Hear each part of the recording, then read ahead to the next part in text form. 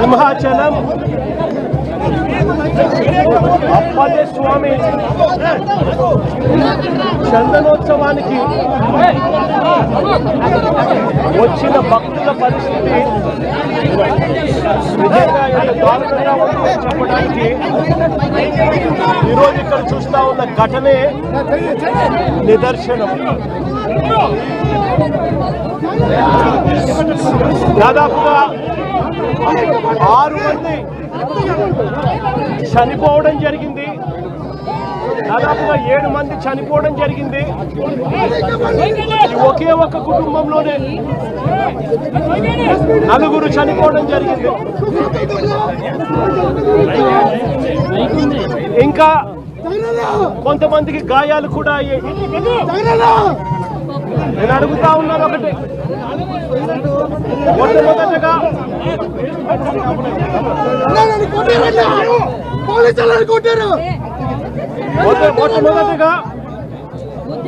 మొట్టమొదటిగా ఈ కుటుంబాలకు నా ప్రకారం సానుభూతి తెలియజేస్తా ఉన్నాను. చనిపోయిన వారికి, వారి కుటుంబాలకు మంచి జరగాలని, వారి ఆత్మ చనిపోయిన వారి ఆత్మలకు శాంతి రావాలని దేవుణ్ణి కూడా ప్రార్థిస్తా ఉన్నాను. ఈ ఘటనను చూస్తే, ఇక్కడ జరిగిన ఘటన, సింహాచలంలో జరిగిన ఈ ఘటన అయినా కూడా చందనోత్సవానికి సంబంధించి ఇప్పుడు ఇవాళ జరిగిన ఈ ఘటన అయినా కూడా, లేదా మొన్న తిరుపతిలో వైకుంఠ ఏకాదశి నాడున జరిగిన ఘటన తీసుకున్నా కూడా, నేను ఒకటి అడుగుతా ఉన్నాయి ప్రభుత్వానికి. అయ్యా, నాడు తిరుపతిలో జరిగిన వైకుంఠ ఏకాదశికి సంబంధించిన ఘటన అయినా కూడా, ఈరోజు చందనోత్సవానికి సంబంధించిన జరిగిన ఘటన అయినా కూడా, ఏ రోజు చందనోత్సవం జరుగుతుంది, ఏ రోజు వైకుంఠ ఏకాదశి వస్తుంది అన్నది ప్రభుత్వానికి తెలియదా అని అడుగుతా ఉన్నా. ఎప్పుడు జరుగుతుందో తెలుసు. ఆ జరిగే రోజున లక్షల మంది భక్తులు వస్తారు అన్న సంగతి కూడా తెలుసు. తెలిసినా కూడా కేవలం నిర్లక్ష్య వైఖరితో అనేక మంది ప్రాణాలను బలికొన్నారు.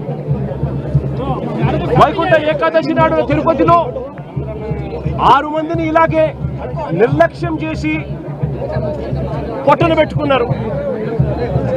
అప్పుడు కూడా అంతే, చంద్రబాబు నాయుడు గారు కుప్పం పర్యటన ఉంది అని చెప్పి పోలీసులందరినీ కూడా కుప్పంకు పంపించారు. అందరినీ కూడా పార్కుల్లో పెట్టి, రకరకాల ఏరియాలలో పెట్టి, సడన్ గా ఒక్కసారి గేట్లు ఎత్తేసి, సెక్యూరిటీ అరేంజ్మెంట్స్ లేవు కాబట్టి, పోలీసులు ఎవరు లేరు కాబట్టి, అందరూ చంద్రబాబు నాయుడు గారిని ప్రసన్నం చేసుకునే దానికి వెళ్ళిపోయారు కాబట్టి, అందరినీ కూడా పార్కుల్లోనూ అక్కడ ఇక్కడ ప్యాక్ చేసి, సాయంత్రం పూట ఇక లైన్లలో నిలబడండి అని చెప్పి గేట్లు ఎత్తారు. తిరుపతిలో జరిగిన తోపులాటలో 6 మంది మరణించడం జరిగింది. లక్షల మంది వస్తారు అని తెలిసినా కూడా జరిగిన ఘటన. ఈరోజు చందనోత్సవం రోజు కూడా లక్షల మంది భక్తులు వస్తారు. ఈరోజు అప్పన్న స్వామి నిజ రూపంలో దర్శించుకోవచ్చు అప్పన్న స్వామిని అని లక్షల మంది భక్తులు ఈరోజు వస్తారు అని తెలిసినా కూడా దారుణమైన అరేంజ్మెంట్స్. చాలా మంది చెప్తా ఉన్నారు, కనీసం టెంపరీ టాయిలెట్లు కూడా లేవు, క్యూలలో నిలబడిన వాళ్ళకి నీళ్లు లేవని కూడా చెప్తా ఉన్నారు. ఘటన జరిగిన స్థలాన్ని ఒకసారి చూస్తే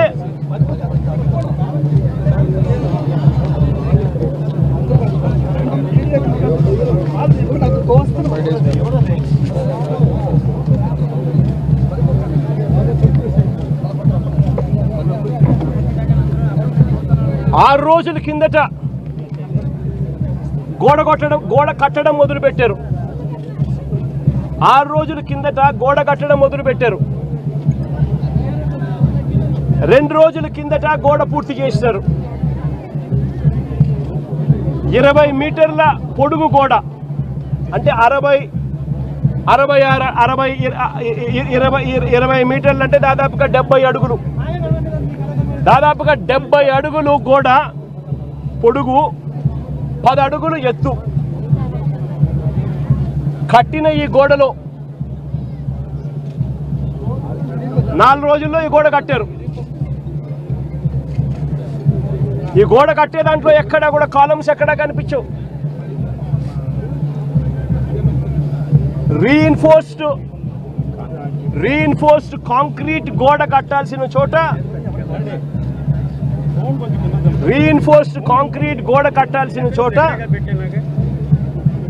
కనీసం ఎటువంటి టెండర్లు కూడా పిలవకుండా మంత్రులు పర్యవేక్షిస్తున్నారు అని అంటారు. 5 మంది కమిటీ సభ్యులు అంటారు, వస్తారు, పర్యవేక్షించినారు, చూసినారు, గోడ కట్టడానికి పర్మిషన్ ఇచ్చినారు. 6 రోజుల్లో గోడ కట్టారు. టెండర్లు కూడా పిలువకోకుండా కట్టేసేయండి అని చెప్పి కట్టేశారు. నేను అడుగుతా ఉన్నా,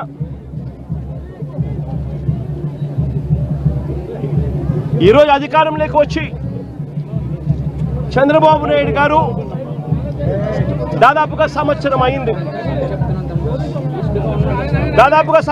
చంద్రబాబు నాయుడు గారు అధికారంలోకి వచ్చి. నేను అడుగుతా ఉన్నా చంద్రబాబు నాయుడు గారిని, చందనోత్సవం ఎప్పుడు జరుగుతుందో మీకు తెలియదా అని అడుగుతా ఉన్నా. మరి చందనోత్సవం పలానా రోజు జరుగుతుంది అని చెప్పి తెలిసినప్పుడు ఈ గోడ కట్టించే కార్యక్రమం ముందే ఎందుకు మొదలు పెట్టలేదు అని అడుగుతా ఉన్నా. ఈ గోడ కట్టించే కార్యక్రమం ముందే ఎందుకు చేయలేదు అని అడుగుతా ఉన్నా. ఇదే పెద్ద మంచి చంద్రబాబు నాయుడు గారిని, అడుగుతా ఉన్నా. ఈ గోడ నిర్మాణం కేవలం 6 రోజుల కిందట మొదలై 2 రోజుల కిందట పూర్తి చేశారు. దీని అర్థం ప్రభుత్వం ఎటువంటి ముందస్తు ఏర్పాట్లు సీరియస్గా తీసుకోలేదు అని చెప్పి నిదర్శనం కాదా అని అడుగుతా ఉన్నా. చివరికి ఈ వరకు కనీసం టెండర్లు కూడా పిలవకోకుండా ఇష్టం వచ్చిన వాళ్ళకు వర్క్ ఇచ్చేసి ఇష్టం వచ్చిన పద్ధతిలో కట్టించే కార్యక్రమం చేయడం ధర్మమేనా అని అడుగుతా ఉన్నా.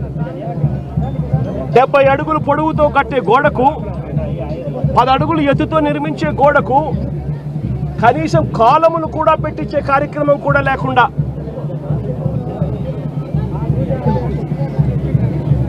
ఇటుకలతో, సిమెంట్ బ్లాక్స్తో, ఫ్లయాష్ ఇటుకలతో గోడ కట్టడం అన్నది ఏ రకంగా కరెక్టు అని అడుగుతా ఉన్నా. కనీసం కట్టే ఈ గోడను రీఇన్ఫోర్స్డ్ కాంక్రీట్తో అయినా కట్టాలి.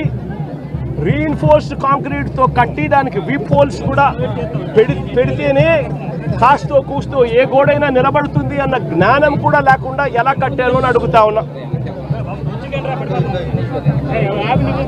2 రోజుల కిందటనే గోడ పూర్తయింది అని తెలుసు. 2 రోజుల కిందనే గోడ పూర్తయింది అని తెలుసు. వర్షం కూడా ముందు రోజు రాత్రి పడింది అని కూడా తెలుసు. మరి తెలిసినప్పుడు ఇన్ని లక్షల మంది క్యూలో గోడ పక్కనే ఎలా వాళ్ళు క్యూలో నిలబడేట్టుగా చేశారు అని అడుగుతా ఉన్నా. ఇదే పెద్ద మనిషి చంద్రబాబు నాయుడు గారిని. మరి గోడ అంత దారుణంగా మీరే కట్టారు, కొత్త గోడ అని తెలుసు.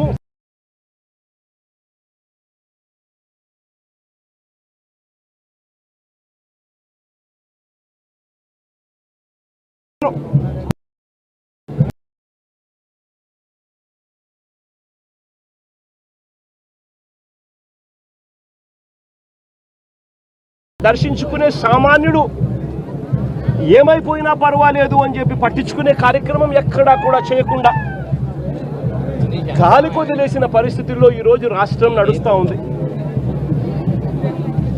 ఈ ఒక్క సంవత్సరంలోనే చంద్రబాబు నాయుడు గారు చేసిన ఈ ఒక్క సంవత్సరం పరిపాలనలోనే ఎంతటి దారుణమైన పరిస్థితి చూస్తూ ఉన్నాము అంటే తిరుమలలో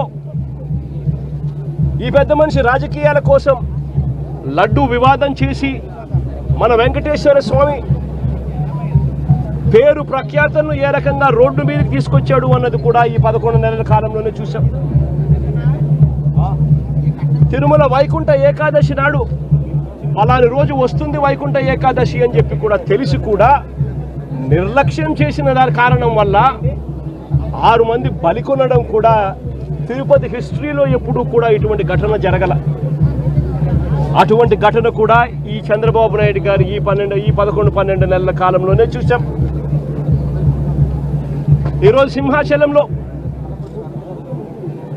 చందనోత్సవం నాడు ఇంత దారుణంగా తెలిసి నిర్లక్ష్యం అనే ఒకే ఒక్క పదానికి అర్థం చెబుతూ 7 మందిని బలికొనడం కూడా ఈరోజు చూసాం. ఈ మధ్యకాలంలోనే శ్రీకాకుళంలో శ్రీకూర్మంలో, అది కూడా శ్రీకూర్మం గుడిలో కూడా ఏ రకంగా తాబేళ్లు చనిపోవడం కూడా మన కళ్ళెదుట చూసాం. తిరుమలలో గోశాలలో ఏ రకంగా గోవులు చనిపోవడం కూడా మన కళ్ళెదుటే చూసాం. చంద్రబాబు నాయుడు గారు ఈ 11-12 నెలల పాలనలోనే కడపలో కాశీనాయన ఆశ్రమంలో ఏ రకంగా బుల్డోజర్లతో కలెక్టర్లే స్వయంగా వచ్చి కాశీనాయన స్వామి ఆశ్రమాన్ని, కాశీనాయన స్వామి గుడిని ఏ రకంగా ధ్వంసం చేశారో కూడా మన కళ్ళెదుటే చూస్తూ ఉన్నాం. ఇవన్నీ కూడా కేవలం ఈ 12 నెలల కాలంలో చంద్రబాబు నాయుడు గారి హయాంలో జరుగుతూ ఉన్న గుడులు గోపురాలకు సంబంధించిన వ్యవస్థల మీద ఆయన చూపుతా ఉన్న శ్రద్ధకు నిదర్శనం. ఏదైనా కూడా పబ్లిసిటీ కోసమే ఆయన చేసేది, ఏదైనా డైవర్షన్ పాలిటిక్సే. పుష్కరాల సమయంలో కూడా గతంలో చూసాం ఏ రకంగా 29 మందిని బలికొన్నాడో కూడా మనం చూసాం. గోదావరి పుష్కరాలలో, రాజమండ్రిలో. నేను అడుగుతా ఉన్నా, అన్ని ఘటనలకు జరిగేటప్పుడల్లా జరిగిన తర్వాత వస్తాడు, వచ్చి ఒక కమిషన్ వేస్తున్నాను, విచారణ చేయిస్తాను అని చెప్తాడు. ఇన్ని ఘటనలు నేను చెప్పిన కనీసం ఒక్క ఘటనలో అయినా కూడా సీరియస్గా ఎవరి మీద అయినా యాక్షన్ తీసుకున్నారా అని అడుగుతా ఉన్నా. ఎవరి మీద యాక్షన్ తీసుకోరు, ఎందుకనంటే ఈయనే దోషి కాబట్టి. ఎవరి మీద అయినా యాక్షన్ తీసుకోవాలని వస్తే ఈయన మీదే తీసుకోవాలి కాబట్టి ఎవరి మీద యాక్షన్ ఉండదు. తిరుపతిలో మొన్న చూసాం, జనవరి 8వ తారీఖున వైకుంఠ ఏకాదశి నాడు జరిగిన ఘటనలో 6 మంది చనిపోతే ఈయన తీసుకున్న యాక్షన్ ఏమిటి? ఎస్పీని అక్కడి నుంచి ట్రాన్స్ఫర్ చేశాడు. అది ట్రాన్స్ఫర్ చేసేది ఏంది? చెత్త పొజిషన్లోకి ఏమన్నా ఇచ్చినాడంటే అది కాదు. అదే తిరుపతిలోనే టాస్క్ ఫోర్స్కు ఇంకా బెటర్ పొజిషన్కు తీసుకొని పోయి ఆఫీసర్గా బెటర్ పొజిషన్కి తీసుకొని పోయి ఆయనకి ఇచ్చినాడు పోస్టింగ్. ఇప్పుడు చంద్రబాబు నాయుడు నడుపుతా ఉన్న అరాచక పాలనలో సిట్ అనేది ఉంది కదా, ఆ సిట్లో కూడా అదే సుబ్బరాయుడు అనే ఎస్పీ అధికారి క్రియాశీలక పాత్ర పోషిస్తూ చంద్రబాబు నాయుడు గారి మోచేతి నీళ్లు తాగుతూ చంద్రబాబు నాయుడుకు తానా తందానా అంటూ తాను పనిచేస్తూ ఉన్నాడు. చంద్రబాబు నాయుడు గారు పని చేయించుకుంటా ఉన్నాడు. మరి ఏ అధికారికైనా కూడా ఇలాంటి ఘటనలు జరిగినప్పుడు భయం ఉండాలి. ఒళ్ళో ఉద్యోగాలు ఊడుతాయి, యూనిఫాములు ఊడుతాయి, బట్టలు ఊడుతాయి అన్న భయం ఉన్నప్పుడు ఎక్కడైనా కూడా డిసిప్లిన్ అనేది ఉంటుంది. ఎక్కడైనా కూడా ప్రజల జీవితాలతో చెలగాటం ఆడడం అనేది ఎక్కడైనా కూడా మానడం అనేది జరుగుతుంది. ఎక్కడా కూడా ఆయన తీసుకునే చర్యలు ఏవి కూడా కంటి తుడుపు చర్యలే కాబట్టి ఏ ఒక్కరికి కూడా భయం లేదు. ప్రతి చోట నిర్లక్ష్యమే, ప్రతి చోట డైవర్షన్ పాలిటిక్సే. ఇంకా డైవర్షన్ పాలిటిక్స్ ఇంకా ఏ స్థాయిలోకి దిగజారిపోయాయి అని అంటే ఇల్లు ఇదే. నేను టీవీలలో వాళ్ళ స్టేట్మెంట్లు చూస్తే, మంత్రులు ఇచ్చే స్టేట్మెంట్ చూస్తే ఆశ్చర్యం అనిపించింది. మొట్టమొదటి స్టేట్మెంటు వాళ్ళు ఇచ్చింది ఈ గోడ ఎవరి హయాంలో కట్టారో ఎవరు కట్టారో చూడాలంట. మొట్టమొదటి స్టేట్మెంట్ వాళ్ళు ఇచ్చింది, మంత్రులు ఇచ్చిన స్టేట్మెంట్. అంటే అది కూడా వేరే వాళ్ళ మీద తోసేయాలని చెప్పి కాదు. మీ హయాంలోనే ఈ వారం రోజుల కిందటనే గోడ కట్టారు అని చెప్పి ఎప్పుడైతే తెలుసుకున్నారో అప్పుడేమంటారు? గోడ అనేది పిల్లలతో కట్టారో, సిమెంట్తో కట్టారో, బ్రిక్స్తో కట్టారో అనేది మాకు తెలియదు కదా అంటారు. మరి తెలియనప్పుడు మీరు మంత్రుల కమిటీ కింద ఎందుకు వచ్చినారు ఇక్కడికి? ముందస్తు ఏర్పాట్లు చేయడం కోసం మరి ఎందుకు వచ్చినారు? మరి మీ సమక్షంలోనే మీరు ముందస్తు ఏర్పాట్లు చేస్తూ ఉన్న పరిస్థితుల మధ్య ఈ గోడ కట్టడం ఎందుకు చేశారు? 60-70 అడుగులు గోడ పొడుగు, 10 అడుగుల ఎత్తు, కనీసం ఒక కాంక్రీట్ పిల్లర్ లేదు. గోడ ఏ రకంగా కట్టనిచ్చినారు? కొత్త గోడ అని తెలుసు, రాత్రి వర్షం పడిందని తెలుసు. చందనోత్సవం జరిగే ప్రతిసారి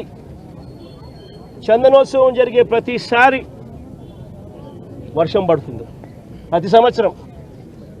ఆ సెంటిమెంట్ కూడా. మరి వర్షం పడింది అని తెలిసినప్పుడు మరి గోడ పక్కనే మనుషులను ఎందుకు నిలబెట్టారు? ప్రతిదీ కూడా డైవర్షన్ పాలిటిక్సే.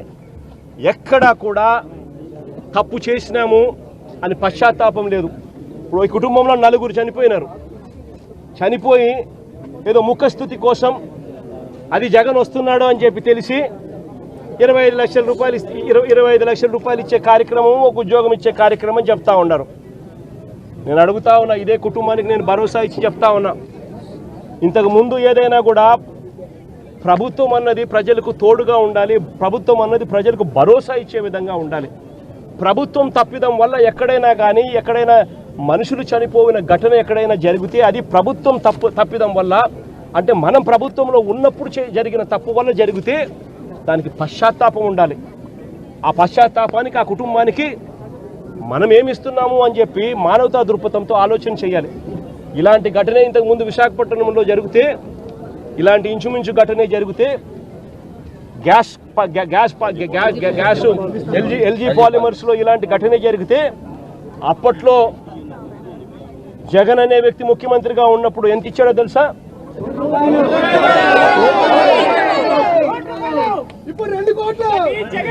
జగన్ అనే వ్యక్తి ₹1 కోటి ఒక్కొక్కరికి ఇచ్చి ఆ కుటుంబాలను ఆదుకున్నారు. ఇప్పుడు ప్రభుత్వం చేసిన తప్పిదం వల్ల ఈ ఘటన జరిగితే అసలు ఆ కుటుంబానికి నువ్వేం చేస్తా ఉన్నావని చంద్రబాబు నాయుడు గారిని అడుగుతా ఉన్నా.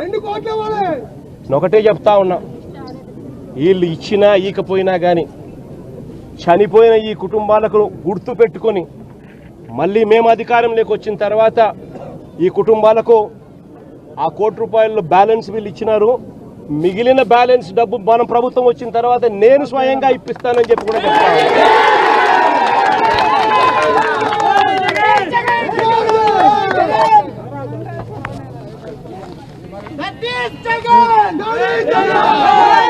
ఇది ఒకసారి ఫోటో చూడండి, ఎక్కడైనా కాలములు కనపడతా ఉన్నాయో చూడండి. వాళ్ళు చెప్తా ఉంటే గోడ కూలిపోయే పరిస్థితి వచ్చినప్పుడు గోడ ఫ్లెక్సీ మాదిరి ఊగిందంట. అంటే 70 అడుగులు గోడ, ఒక ఫ్లెక్సీ మాదిరి 10 అడుగులు గోడ, 70 అడుగులు పొడవు ఫ్లెక్సీ మాదిరి ఊగిందంట. అంటే ఏమి కన్స్ట్రక్షన్స్, ఏ రకంగా పని చేయిస్తూ ఉన్నారు, ఏ రకంగా బుర్ర లేకుండా పనులకు పూనుకుంటున్నారు. ఆలోచన చేయమని చెప్పి అందరినీ కూడా కోరుతా ఉన్నా. చంద్రబాబు నాయుడు గారిని కూడా మానవతా దృక్పథంతో ఆలోచన చేసి జగన్ ఇచ్చే లోపలనే ఆ ₹1 కోటి ఇచ్చి ఆ కుటుంబాలను ఆదుకోమని చెప్తా ఉన్నా.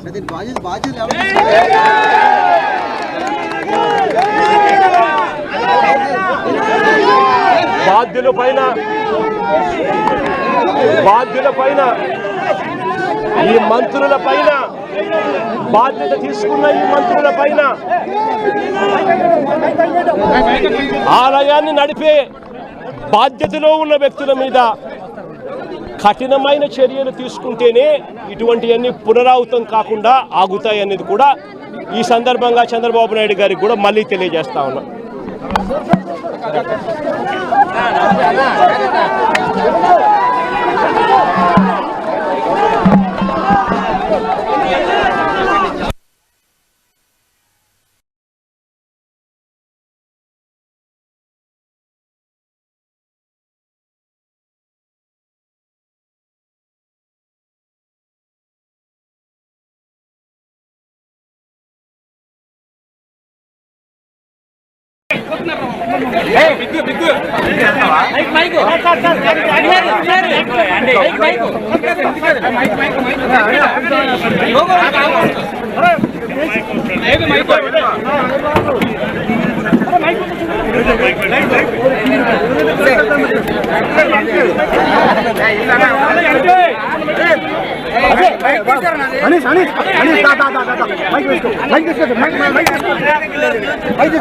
ఇంగ్లీష్ మాట్లాడతాం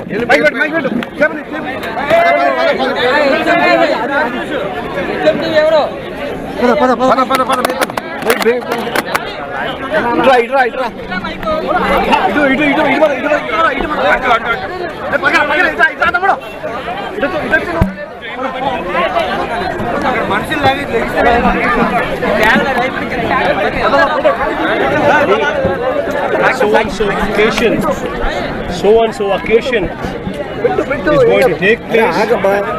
So-and-so occasion is going to take place, and lakhs of people would be attending to this occasion, would be attending on this occasion. What was the government trying to do? They started constructing a wall 6 days before this incident, and that too a 20-meter wall. That means 70 feet wall in length, 10 feet in height, and there were not, you don't even see cement columns in between. Entire thing is fly ash brick blocks. People, the scene from there is that the wall shook like a flexi when the incident took place. And when this wall, how did they authorize the construction of this wall? What were the ministers doing? A team of ministers who were constituted to supervise the occasion. What were they doing? Tenders were also not called for the construction of this wall.